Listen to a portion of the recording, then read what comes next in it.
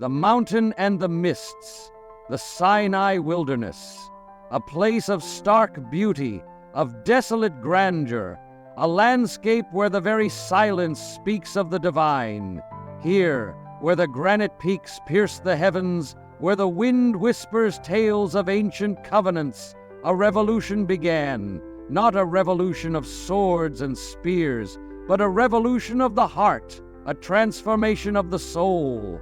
Imagine the dawn, breaking over the rugged terrain, casting long shadows that dance and sway like ethereal spirits. Then, the rumble of thunder, not a mere meteorological event, but a cosmic tremor, a divine symphony echoing through the ages. It is the sound of God, the sound of revelation, the sound of a covenant about to be forged. Mists swirling like veils obscure and reveal the mountain's summit, hinting at the mystery that lies within, the sacred encounter that is about to unfold. A lone figure, Moses, his silhouette etched against the dawn, ascends the mountain, his staff a symbol of both human frailty and divine authority. He climbs, not to conquer, not to claim, but to receive, to listen, to bear witness to the very heart of God. And what he receives, what he brings down from that sacred mountain is not a list of prohibitions, not a set of arbitrary rules, but the Decalogue, the 10 words, the very DNA of divine order. We have reduced them too often to a moral checklist, a set of do's and don'ts, a burden to be borne. But the prophets, those seers of the soul, they understood that the Decalogue is far more than a legal code. It is a revelation of God's character, a blueprint for human flourishing, an architecture for building a society grounded in justice, love, and communion. These are not merely rules for rules' sake, but a divine pedagogy, a father's loving instruction, a sculptor's gentle hand shaping the human heart. They reveal not just what God prohibits, but who God is, a God who desires our wholeness, our freedom, our communion with Him and with one another. They are a mirror, reflecting back to us our own brokenness, our own capacity for both good and evil. They are a compass, guiding us on the path to true humanity, to the fullness of our being. In a world fractured by division, torn apart by injustice, consumed by self-interest, the Decalogue offers a radical alternative, a vision of a society where every person is treated with dignity, where every relationship is grounded in love, where the very fabric of our lives is woven with the threads of justice and compassion. And so we ask ourselves, what do these ancient words say to our fractured world? How might they realign our souls, reshape our societies, and restore our humanity? How might they lead us once again to the very heart of God, to the very essence of our being? Creation's echo, the Decalogue, that cornerstone of divine revelation, that blueprint for human flourishing, does not begin with a litany of prohibitions, a catalogue of thou shalt nots. It begins with a declaration, a proclamation, a divine self-disclosure. I am the Lord your God who brought you out of Egypt. These words, this prologue, this foundational statement, are not merely historical markers, not simply a reminder of past deliverance.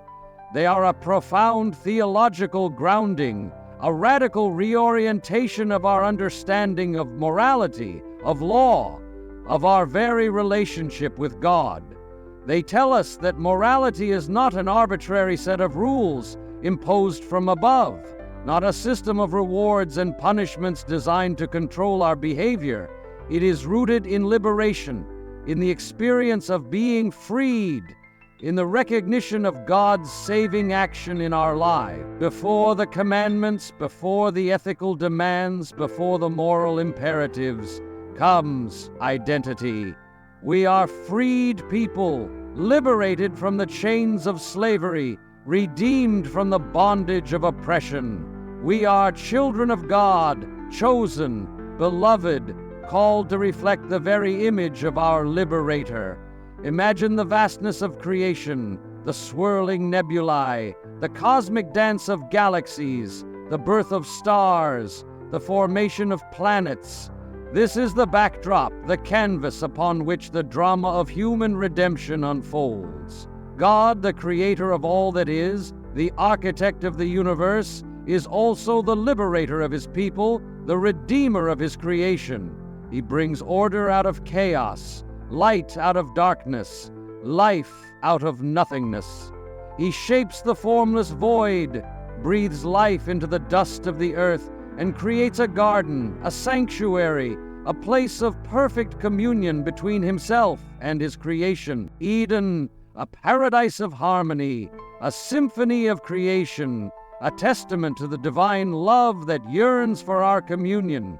But the serpent's whisper, the fruit's bite, the fall's devastating echo shatters this harmony, disrupts this communion, plunges humanity into the chaos of sin and separation. And yet, even in the midst of this chaos, even in the depths of our fallenness, God does not abandon us. He does not leave us to our own devices, to the destructive forces of our own desires. He reaches out to us. He calls us back to himself. He offers us a path to redemption, a way to restore the broken communion. Augustine, that great seeker of truth, that restless heart yearning for the divine, understood this profound truth. Our hearts are restless until they rest in him. This restlessness, this longing, this ache for wholeness is the echo of Eden, the memory of our lost communion, the yearning for our true home. The Decalogue, then, is not a set of chains, but a path to rest, a way to find our true home, a means to restore the broken communion, to heal the wounds of the fall. It is a divine architecture, a blueprint for building a society grounded in love, justice, and communion, a society that reflects the very heart of God. It is a call to remember our identity as freed people, as children of God, as reflections of our liberator. It is a call to embrace our vocation as architects of a new Eden, as builders of a kingdom where justice and peace reign, where love and compassion abound, where the very image of God is restored in the hearts of humanity. And so we ask ourselves, what echoes of Eden do we hear in our own hearts? What restless longings stir within us, yearning for communion, for wholeness, for rest? How do we embrace our identity as freed people, as architects of a new creation? How do we allow the Decalogue to shape our lives, to restore our communion, to lead us back to the very heart of God? Ancient law codes, contrast and revolution, the ancient world, a tapestry woven with threads of power, domination, and often brutal injustice. Law codes, those attempts to impose order upon the chaos of human existence, were often instruments of oppression, tools used to solidify the power of the elite, to protect the privileges of the few, to intimidate the masses into submission. Consider Hammurabi's Code, a monument to legalistic rigidity, a system of retributive justice etched in stone, a stark reminder of the eye for an eye principle, a principle that often served to perpetuate cycles of violence and vengeance. These laws, chiseled into imposing stelae, were meant to intimidate, to instill fear, to demonstrate the unyielding power of the king. But the Decalogue, the 10 words, the covenant etched in the heart of the Sinai wilderness, stands in stark contrast to these ancient legal systems. It is not a code of intimidation, not a tool of oppression, not a monument to human hubris. It is a revelation of divine love, a blueprint for human flourishing, a testament to God's desire for a just and compassionate society. Unlike Hammurabi's laws, which were fixed and immovable, symbols of static power, the tablets of the Decalogue were portable. They journeyed with the people of Israel through the wilderness, through their wanderings, through their trials and tribulations.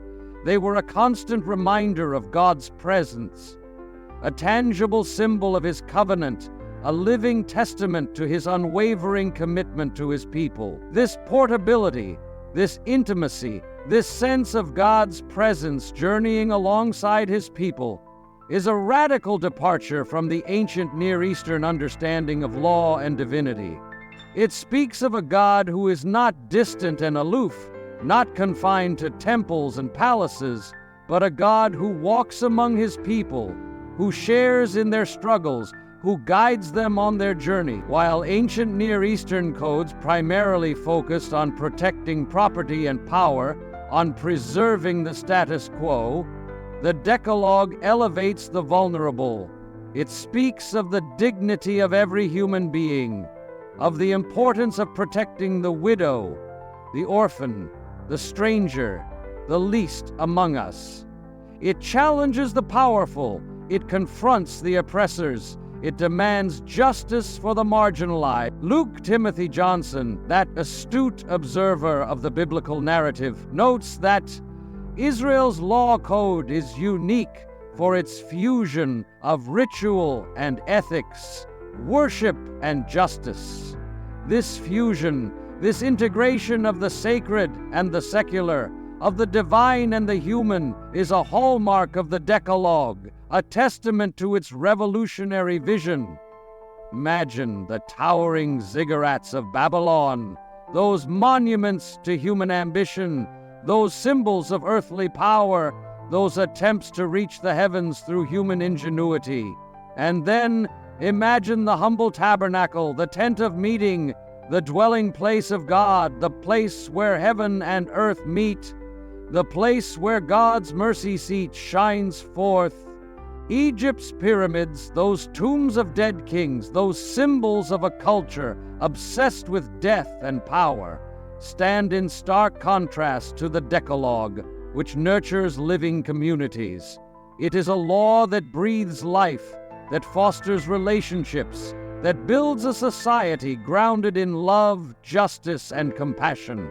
This radical vision, this revolutionary understanding of law and divinity, insists that true power serves.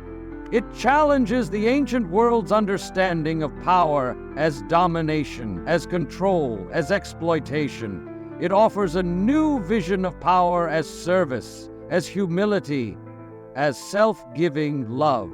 It challenges the ancient world's understanding of worship as a means of appeasing the gods, as a way to manipulate the divine.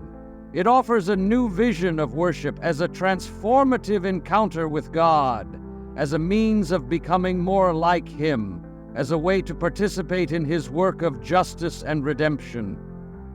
And so we ask ourselves, what ancient codes do we cling to in our own time?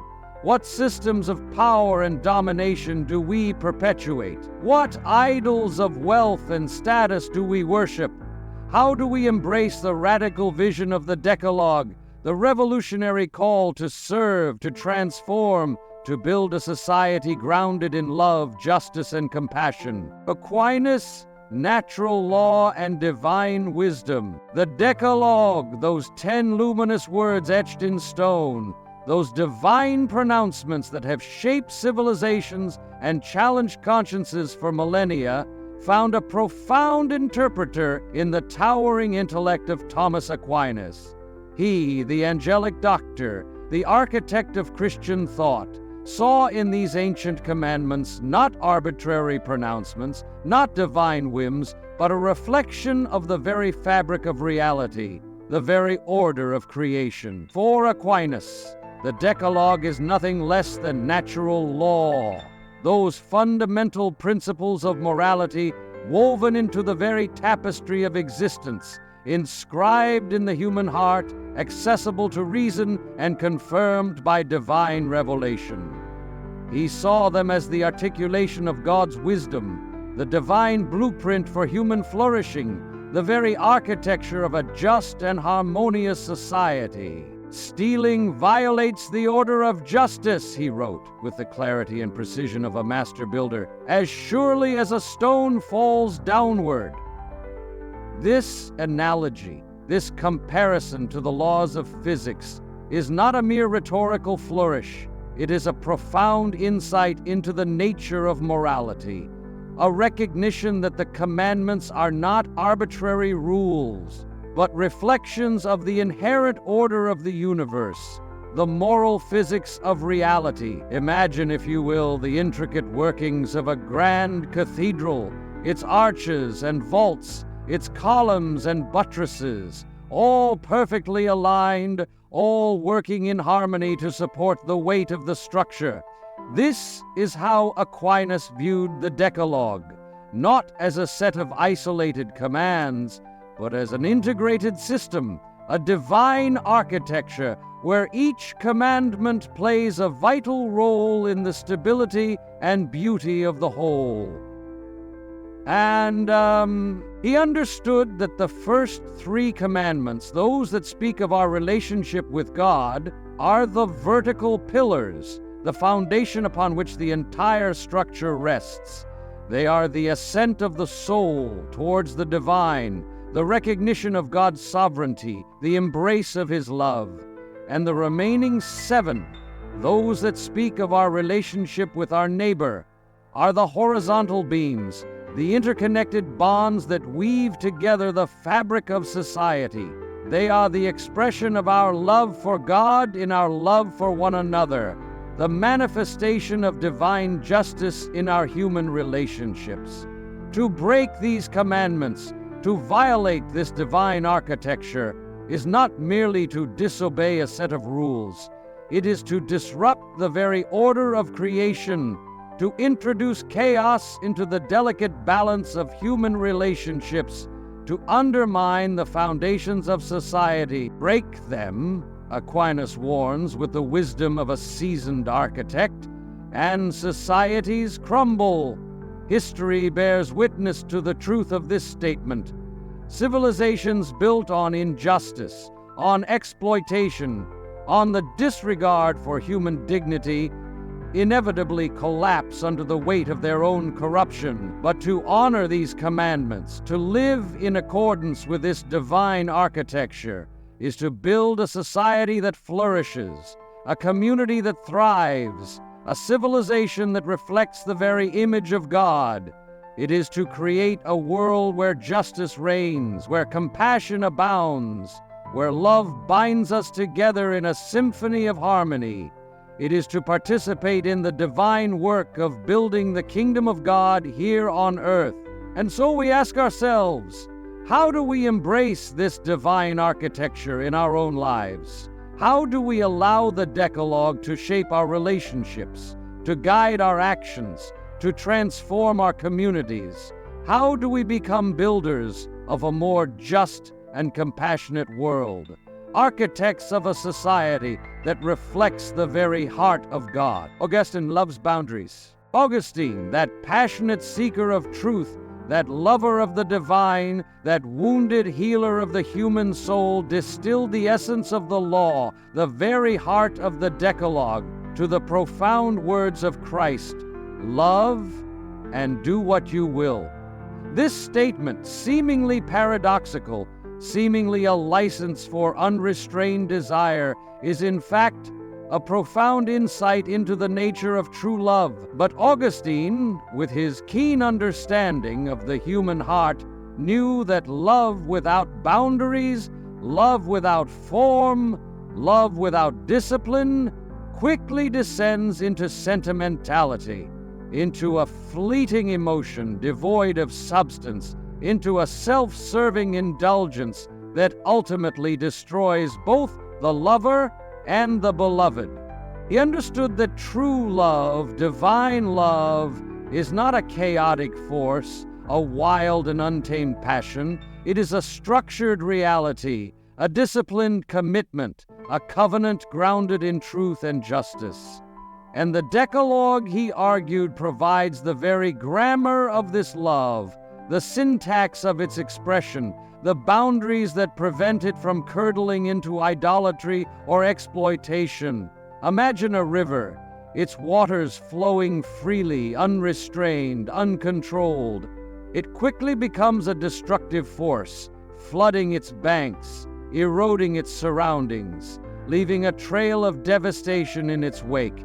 But channel that river, guide its course, provide it with boundaries, and it becomes a source of life, a force for good, a symbol of abundance and fertility. The Decalogue, then, is not a set of chains, not a system of constraints, not a barrier to love. It is a channel, a guide, a boundary that allows love to flow freely, to flourish abundantly, to become a force for good in the world. He who loves others has fulfilled the law, Paul reminds us in Romans. But this love, this fulfillment of the law, is not a sentimental emotion, a fleeting feeling. It is a structured commitment, a disciplined practice, a covenant grounded in the very heart of God, like marital vows. Those sacred promises that bind two hearts together. The commandments do not stifle love. They deepen it, they strengthen it, they elevate it to its true potential. They provide the framework for a love that endures, a love that transcends fleeting emotions, a love that builds a lasting foundation for human flourishing. Philosopher Roger Scruton, that keen observer of the human condition, noted that freedom without form is chaos. This profound insight applies not only to the realm of politics and society, but also to the realm of love and relationships. True freedom, true love, is not the absence of boundaries, but the embrace of them. It is the recognition that boundaries, when grounded in truth and justice, provide the very framework for genuine freedom, for authentic love, for lasting relationships. And so we ask ourselves, what boundaries do we embrace in our own lives? What structures do we allow to shape our love, to guide our relationships, to direct our actions? How do we prevent our passion from curdling into idolatry or exploitation? How do we allow the Decalogue to become the grammar of our love, the framework for our freedom, the foundation for our flourishing? The Sabbath. Resistance to dehumanization. The Sabbath commandment, that seemingly simple injunction to remember, to pause, to rest, to cease from labor, is in fact a revolutionary act, a radical challenge to the dominant narratives of power, productivity, and dehumanization. It is a declaration of human dignity, a testament to the inherent worth of every person, a defiant act of resistance against the tyranny of utility. Imagine the oppressive atmosphere of ancient Egypt, the relentless demands of Pharaoh, the dehumanizing cry, "Make more bricks!" The Israelites, their backs bent under the weight of forced labor, their identities reduced to mere instruments of production, their worth measured by their output, their humanity denied. In the midst of this dehumanizing reality, God speaks, not a command to increase productivity, not a demand for greater efficiency, but a call to rest, a summons to remember, a declaration, your worth is inherent. The Sabbath, then, is not merely a day of rest, a moment of physical respite. It is a theological statement, a profound affirmation of human dignity, a recognition that our value is not determined by our labor, our productivity, our achievements. It is a gift, a divine endowment, a reflection of the very image of God within us. Rabbi Abraham Joshua Heschel, that profound theologian of the sacred, called the Sabbath a cathedral in time, a weekly sanctuary, a sacred space carved out of the relentless flow of hours and days. It is a moment to step outside the tyranny of the clock, to transcend the demands of the marketplace, to enter into the timeless rhythm of divine communion. It is a revolt against the tyranny of utility, a defiant act of resistance against the forces that seek to reduce us to mere cogs in the machine of production, to mere instruments of economic gain, to mere consumers in a culture of endless consumption.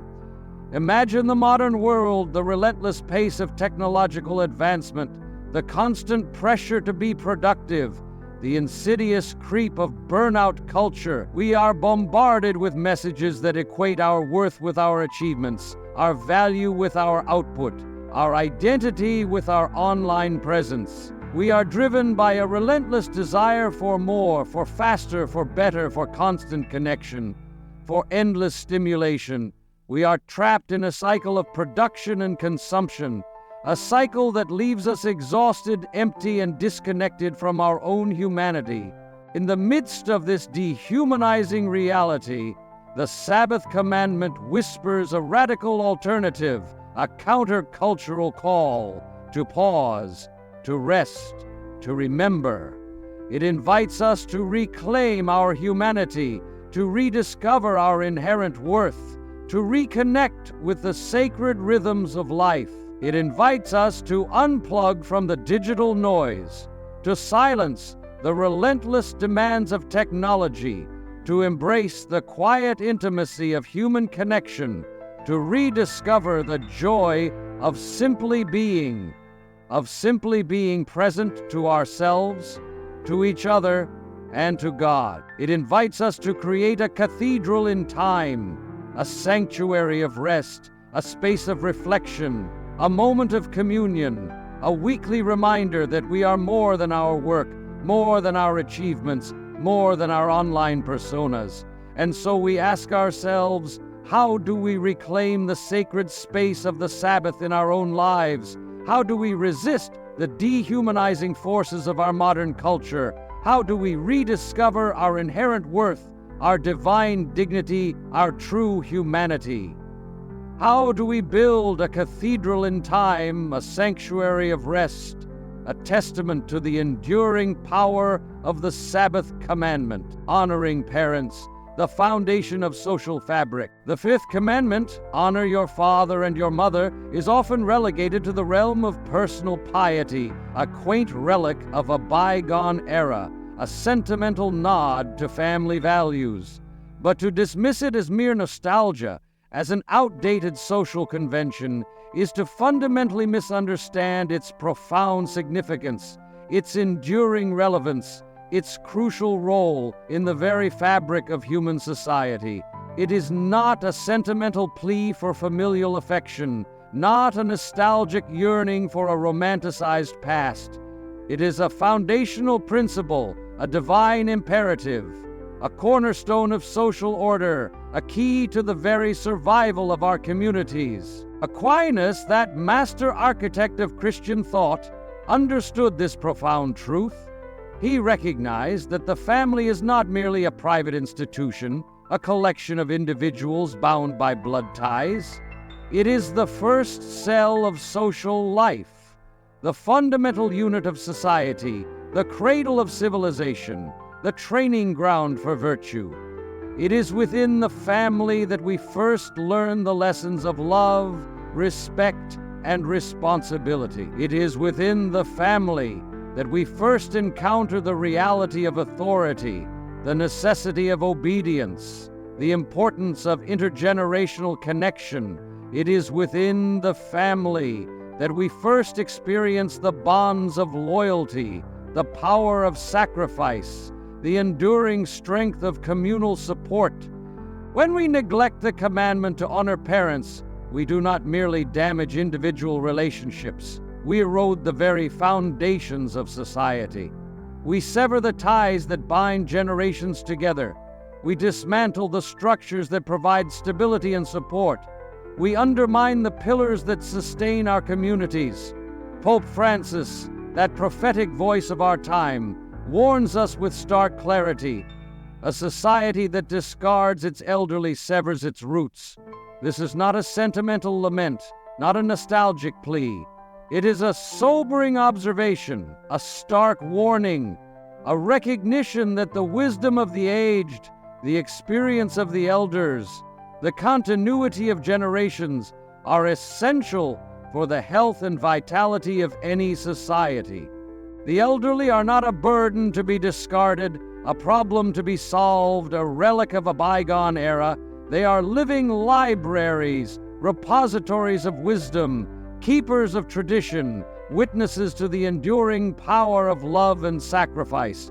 When we honor our parents, we honor not only their individual lives, but the entire history of our people, the accumulated wisdom of our ancestors, the enduring legacy of our cultural heritage. We acknowledge our debt to those who came before us.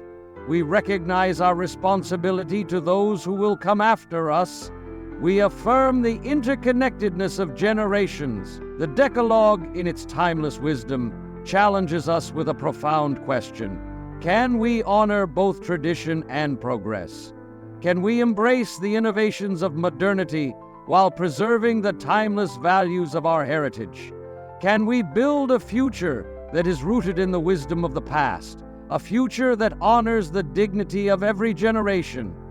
It is a question that demands our attention, a question that requires our reflection, a question that calls us to action. For the answer to this question will determine the shape of our societies, the quality of our relationships, the very destiny of our civilization. And so we ask ourselves, how do we honor our parents in a culture that often dismisses the aged, that often marginalizes the vulnerable, that often prioritizes individual autonomy over communal responsibility?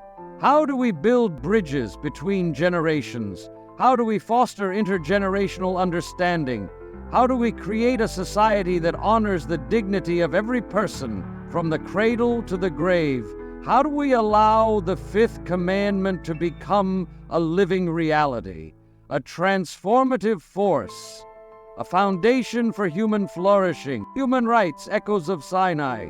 The Decalogue, those 10 luminous words etched in stone, those divine pronouncements that have shaped civilizations and challenged consciences for millennia. Their influence extends far beyond the confines of religious tradition. Their DNA, their fundamental principles of justice, dignity, and truth, pulses through the very heart of secular ethics, shaping our understanding of human rights, informing our pursuit of a more just and equitable world. Consider the UN's Universal Declaration of Human Rights, that landmark document adopted in 1948, a beacon of hope in the aftermath of global devastation. Its articulation of fundamental human rights, the right to life, liberty, and security of person, the right to freedom of thought, conscience, and religion, the right to equality before the law. These are not arbitrary pronouncements, not mere social constructs. They are echoes of Sinai, reflections of the divine architecture for human flourishing. The Decalogue's insistence on the inherent dignity of every human being, its condemnation of oppression and exploitation, its call for justice and equity, these principles resonate deeply within the Universal Declaration, shaping its very language, informing its very purpose. Historian Tom Holland, a keen observer of the enduring influence of Christianity on Western civilization, observes that even atheists preach Sinai's values. This is not a mere coincidence, not a testament to the enduring power of religious tradition. It is a recognition of the universal truth embedded within the Decalogue, a truth that transcends cultural and religious boundaries. Why? Because, as theologian Luke Timothy Johnson argues, the commandments transcend culture by aligning with human nature. They speak to the deepest longings of the human heart, the innate desire for justice, the inherent yearning for dignity, the universal aspiration for truth. Imagine Martin Luther King Jr., his voice ringing out with the ancient words of Amos, Let justice roll down like waters, and righteousness like a mighty stream. His words, his actions, his very life were a testament to the enduring power of the Decalogue's call for justice, a call that resonates across religious and secular divides. Imagine Greta Thunberg, her voice filled with righteous indignation, addressing the United Nations, demanding action on climate change, reminding us of our shared responsibility to protect the earth and its inhabitants. Her words, her passion, her unwavering commitment to justice are echoes of the prophets, echoes of Sinai. The Decalogue, then, is not merely a religious document, a relic of a bygone era. It is a living testament to the enduring power of divine wisdom, a blueprint for building a just and compassionate world, a foundation for human rights that transcends cultural and religious boundaries. And so we ask ourselves, how do we recognize the echoes of Sinai in our own time? How do we embody the Decalogue's principles of justice, dignity, and truth in our pursuit of human rights? How do we build a world where the divine architecture for human flourishing is realized in the lives of all people, regardless of their background, their beliefs, their circumstances? Digital idolatry, new gods, old lies. The first commandment, "You shall have no other gods before me," that seemingly ancient pronouncement, that foundational declaration of divine sovereignty, speaks with startling relevance to our age of digital idolatry, to our era of technological obsession, to our time of ideological fervor. We may scoff at the notion of bowing down to golden calves, of offering sacrifices to pagan deities, of worshiping idols carved from stone, but have we not created new gods, new idols, new objects of devotion? More subtle, more insidious, more pervasive than any ancient deity? Technology, with its promise of instant gratification, its illusion of limitless connection, its allure of boundless information, has become a new god, a new object of worship. We bow before its altar. We sacrifice our time, our attention, our very humanity in its pursuit. Wealth, with its promise of security, its illusion of control, its allure of power, has become a new god, a new object of worship. We sacrifice our integrity, our compassion, our very souls in its pursuit. Ideology, with its promise of certainty, its illusion of truth, its allure of belonging, has become a new god, a new object of worship. We sacrifice our reason, our empathy, our very freedom in its pursuit. Augustine, that keen observer of the human heart, that profound theologian of the soul, warned us centuries ago. Idolatry is worshiping the means as the end. This warning resonates with chilling accuracy in our digital age. We have become so enamored with the tools, so obsessed with the technology, so consumed by the ideologies that we have forgotten the true purpose, the ultimate end, the very meaning of our existence. We have become slaves to our screens, addicted to our devices, trapped in the echo chambers of our own opinions. We have become consumers of information rather than seekers of truth, followers of trends rather than disciples of wisdom. The Decalogue, in its timeless wisdom, invites us to a profound reflection, a radical reorientation of our priorities, a fundamental reassessment of our loyalties. What master actually frees? Is it the fleeting pleasures of technology, the empty promises of wealth, the rigid dogmas of ideology? Or is it the liberating truth of divine love, the enduring wisdom of divine revelation, the transformative power of divine grace?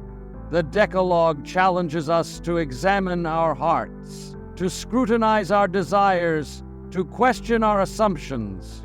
It calls us to break free from the chains of digital idolatry, to resist the seductive allure of material wealth, to reject the false promises of ideological certainty.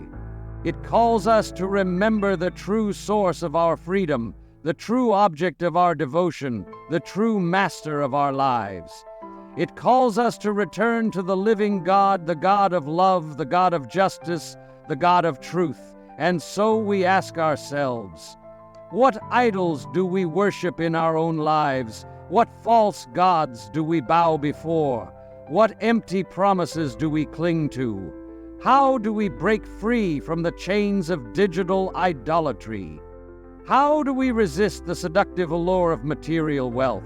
How do we reject the false promises of ideological certainty? How do we return to the true God, the God who truly freed? The Sermon on the Mount, depth of the law, the arrival of Christ, the incarnate Word, the fulfillment of the ancient prophecies, the culmination of divine revelation, brought a radical reinterpretation of the law, a profound deepening of its meaning, a transformative vision of its purpose. He did not come to abolish the law, to discard the Decalogue, to dismiss the ancient commandments as irrelevant relics of a bygone era. He shocked his peers, the scribes and Pharisees, the guardians of tradition, the interpreters of the law, with his audacious declaration, "I came not to abolish the law, but to fulfill it." This fulfillment, this deepening, this transformation was not a mere intellectual exercise, not a simple act of reinterpretation. It was a radical call to interior conversion, a profound invitation to a change of heart, a transformative journey into the very depths of the human soul.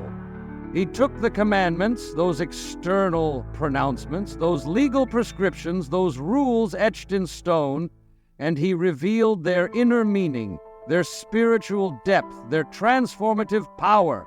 He showed that the law was not merely a set of external actions, not simply a matter of outward compliance, but a profound call to interior transformation, a summons to the purification of the heart. He revealed that lust, that internal desire, that hidden longing, is the seed of adultery, the root of infidelity, the poison that contaminates the very wellspring of love. He showed that anger, that internal rage, that hidden resentment is the seed of murder, the root of violence, the poison that destroys the very fabric of human community. He penetrated the surface of the law. He pierced the veil of external observance. He unveiled the hidden depths of the human heart. He exposed the roots of sin, the sources of corruption, the well springs of evil. Here, in the Sermon on the Mount, in the heart of Christ's teaching, the telos, the ultimate purpose, the final end of the law, emerges with startling clarity. It is not merely to regulate external behavior, not simply to enforce social order, not only to prevent outward transgressions. It is to transform desires, to purify intentions, to heal the wounds of the heart, to reshape the very landscape of the soul. It is to cultivate a heart of love, a spirit of compassion, a mind of humility. It is to move beyond the mere performance of deeds, beyond the superficial observance of rules, beyond the external compliance with commandments. It is to embrace a radical interior transformation, a profound conversion of the heart, a complete surrender to the transformative power of divine grace. It is to recognize that true righteousness, true holiness, true obedience is not merely a matter of outward conformity, but a matter of inward transformation, a matter of the heart's deepest desires, a matter of the soul's most profound longings. And so we ask ourselves, how do we allow the law to penetrate the depths of our own hearts? How do we allow Christ to transform our desires, to purify our intentions, to reshape our souls. How do we move beyond the mere performance of deeds, beyond the superficial observance of rules, beyond the external compliance with commandments? How do we embrace a radical interior transformation, a profound conversion of the heart, a complete surrender to the transformative power of divine grace?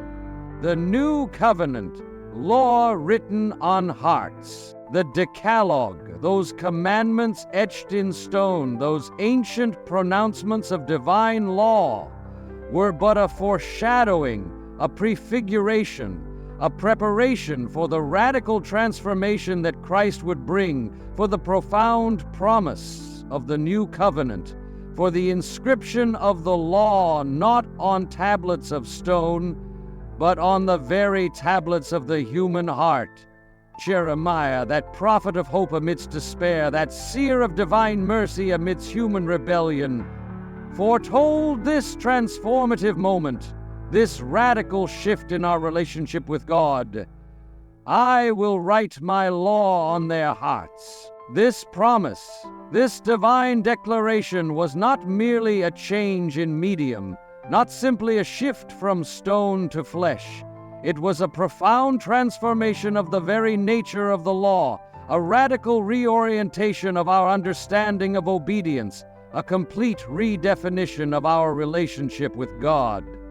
Aquinas, that master architect of Christian thought, understood this profound truth.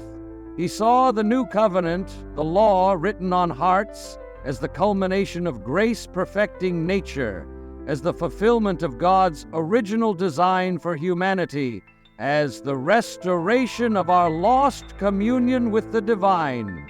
The new law, he declared with the clarity and precision of a master theologian, is the Holy Spirit's gift, enabling us to love as God loves. It is not a set of external rules, not a system of legalistic obligations, not a burden to be borne. It is a gift, a grace, a transformative power that empowers us to love with the very love of God.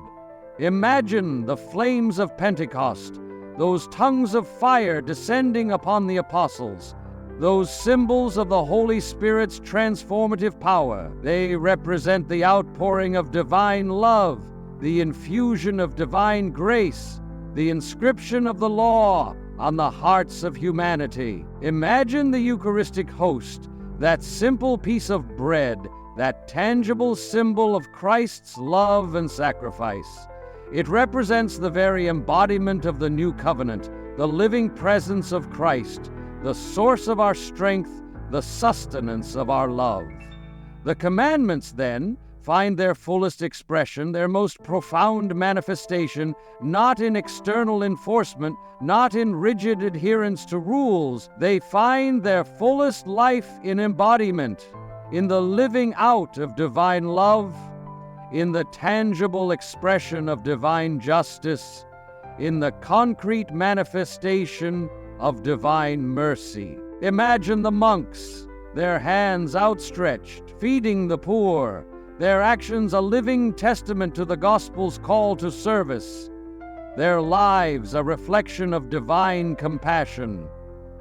Imagine the lawyers, their voices ringing with righteous indignation, defending the rights of migrants, their work a manifestation of God's justice, their passion a reflection of divine righteousness. Imagine the nurses, their hands gentle and comforting, soothing the pain of the dying, their presence a reflection of divine mercy, their compassion a testament to divine love.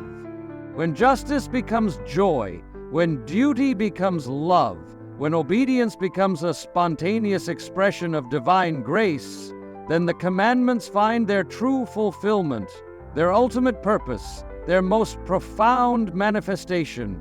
And so we ask ourselves, how do we allow the law to be written on our hearts?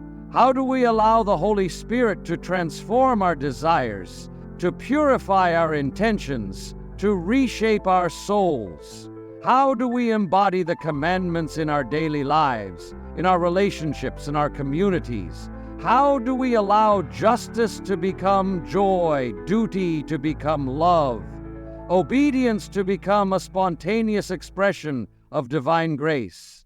How do we become living testaments to the new covenant, living embodiments of the law written on hearts? The Decalogue's enduring symphony, the Decalogue, those 10 luminous words, those divine pronouncements, are not relics of a bygone era, not dusty artifacts of a forgotten past.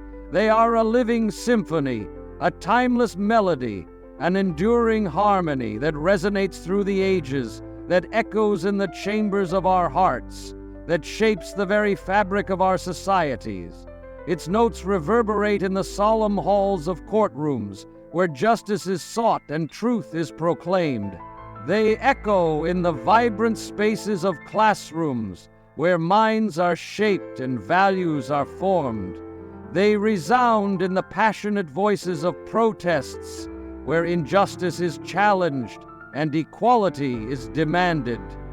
They rise in the fervent whispers of prayers, where hearts are opened and souls are transformed. For believers, the Decalogue is a covenant, a sacred bond, a divine promise, a living testament to God's love and faithfulness.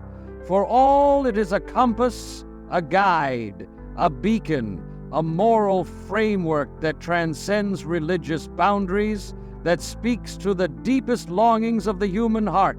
In an age of unprecedented technological advancement, in a time of profound environmental crisis, in a world torn apart by identity wars, the voice of Sinai still thunders. The call of the Decalogue still resounds. Choose life. It is a call to choose justice over oppression, compassion over indifference, love over hatred. It is a call to choose responsibility over exploitation, sustainability over destruction, unity over division. It is a call to choose the path of human flourishing, the way of divine harmony, the journey towards our true home in an age of moral fog, in a time of ethical ambiguity, in a world adrift in a sea of conflicting values. The 10 Commandments remain lighthouses, beacons of truth, guiding stars in the darkness, illuminating the path to righteousness. They are not meant to restrict our freedom, to confine our spirits, to limit our potential. They are meant to guide us home, to lead us back to our true selves, to restore our lost communion with the divine, to fulfill our deepest longings, to quench our insatiable thirst for love and meaning. For as Augustine, that restless heart yearning for the divine, that seeker of truth in a world of illusion, that lover of God in a time of chaos, learned through his own profound journey, our hearts are restless until they rest in you.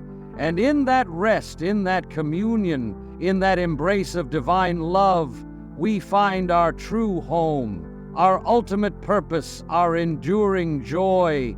Call to action. Thank you for accompanying us on this exploration of the Decalogue, the divine architecture for human flourishing. If this journey into the depths of divine wisdom, into the heart of the law, has stirred within you a longing for a more just and compassionate world, we invite you to join the Hope in God community. Subscribe for more theological reflections that illuminate the enduring relevance of ancient truths. Share your own experiences of encountering the transformative power of divine love, and let us continue together, finding hope in every step of our shared pilgrimage towards a world where the law is written on hearts, where justice and love prevail, and where our restless hearts find their ultimate rest in God.